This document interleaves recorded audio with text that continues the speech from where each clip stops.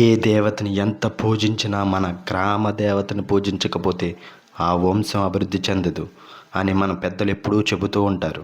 మన గ్రామ దేవతని మనం పూజించకపోతే ఎప్పుడు ఎన్ని దేవాలయాలు తిరిగినా, ఎన్ని పూజలు చేసినా, ఎన్ని పుణ్యక్షేత్రాలకు వెళ్ళినా ఆ పూజలు పూర్తి ఫలితాన్ని ఇవ్వవని మన పురాణాలు చెబుతూ ఉన్నాయి.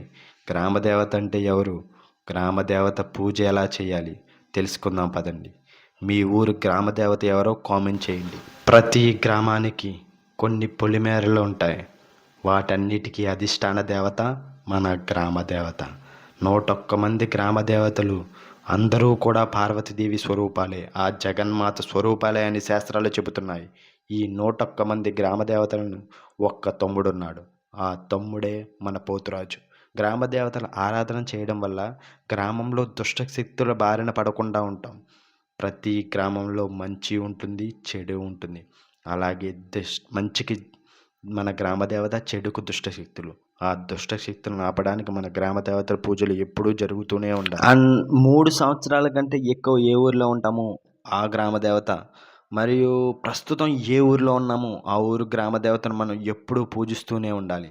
ఆ దుష్టశక్తుల బారిన పడకుండా ఆ గ్రామ దేవత అనుగ్రహం మనకు ఎప్పుడూ ఉంటుంది. ప్రతి అమావాస్య రోజు మినపగారెలతో మనం దేవికి నైవేద్యం పెట్టడం వల్ల, సంవత్సరానికి ఓసారి జరిగే జాతరల్లో నైవేద్యాలు సమర్పించడం వల్ల కూడా మనం ఆ దుష్టశక్తుల బారిన పడకుండా ఆ తల్లి అనుగ్రహంతో నిండు నూరేళ్ళు చల్లగా ఉంటాం. ఇలాంటి మరిన్ని ఇన్ఫర్మేటివ్ వీడియోస్ కోసం ఛానల్ని సబ్స్క్రైబ్ చేయండి అండ్ ఈ వీడియోని లైక్ చేయండి.